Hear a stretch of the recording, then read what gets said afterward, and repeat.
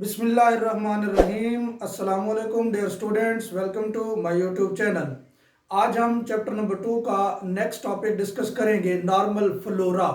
Normal flora को हम दूसरे लफ्ज़ों के अंदर नॉर्मल माइक्रोबायोम भी कह सकते हैं। ऐसे माइक्रो ऑर्गेनिजम्स की कॉलोनीज जो एनिमल्स की बॉडी के ऊपर बिल्कुल नॉर्मल बिहेव करते हैं, जिनमें कॉमन बैक्टीरिया है, कुछ फंजाई भी हैं और कुछ प्रोटिस्ट भी हैं, उनके अंदर मेथेनोजेनिक आर्किया भी हैं। तो ये वो जानदार हैं, इनको हम डिस्कस करेंगे।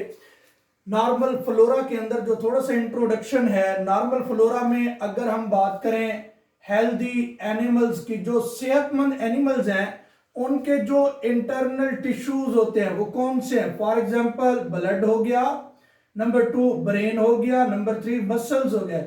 इनके अंदर माइक्रोब्स नहीं होती है, फ्री ऑफ माइक्रो ऑर्गेनिजम्स होते हैं। नंबर 2, अगर हम इसके अंदर बात करें सरफेस टिश्यूज, कुछ ऐसे टिश्यूज हैं जैसे हमारी स्किन हो गई, म्यूकस मेम्ब्रेन्स हो गई। ये जो म्यूकस मेम्ब्रेन्स होती हैं मॉइस्ट लाइंस होती है, ये वाली मॉइस्ट लाइंस होती है किन के अंदर?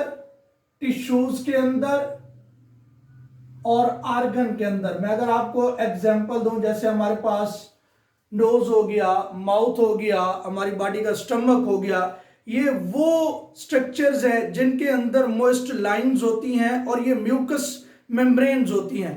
तो ये होती है म्यूकस मेम्ब्रेन्स। ये जो म्यूकस मेम्ब्रेन्स हैं, इनके अंदर नॉर्मल फ्लोरा माइक्रो ऑर्गेनिजम्स मौजूद होते हैं जो बेनिफिशियल एक्ट करते हैं। इसकी अगर हम डेफिनेशन को एक्सप्लेन करें, द मिक्सचर ऑफ माइक्रो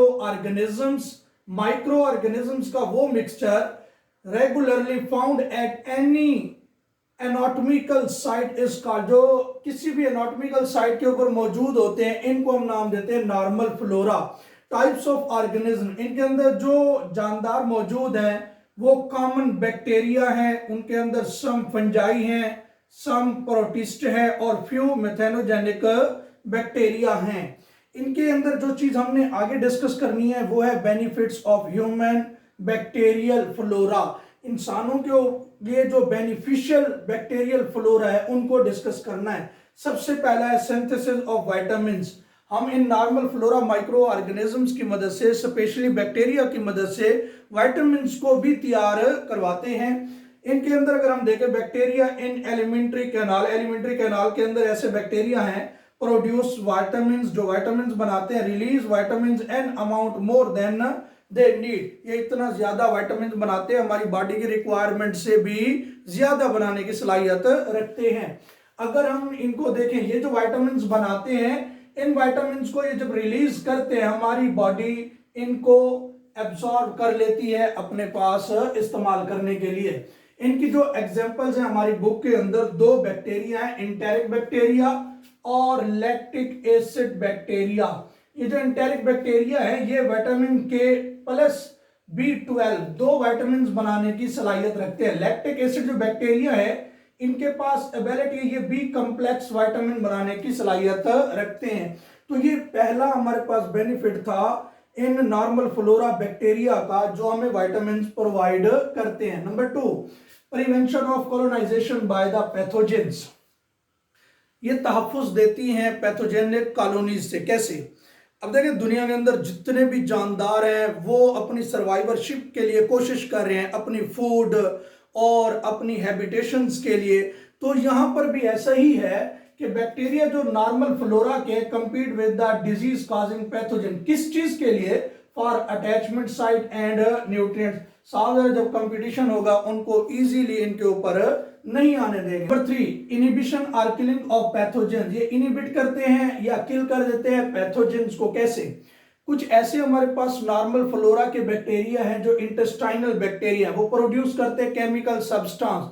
उन केमिकल सब्सटेंस से ये बिल्कुल सेम ऐसे ही है जो ऊपर वाला है प्रिवेंशन ऑफ कॉलोनीज, जैसे वो रोकते हैं, ये भी उनके पास मेथड है, सब्सटेंस की मदद से उनको इनहिबिट कर देते हैं या उनको किल कर देते हैं। इनके पास नेचुरल केमिकल्स भी होते हैं, ये भी बॉडी को महफूज कराते हैं पैथोजेनिक बैक्टीरिया से। लास्ट हमारे पास है stimulate the production of cross reactive antibodies.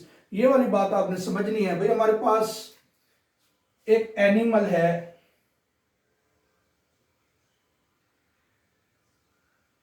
आपको पता है एनिमल्स के अंदर एक सिस्टम है इम्यून सिस्टम।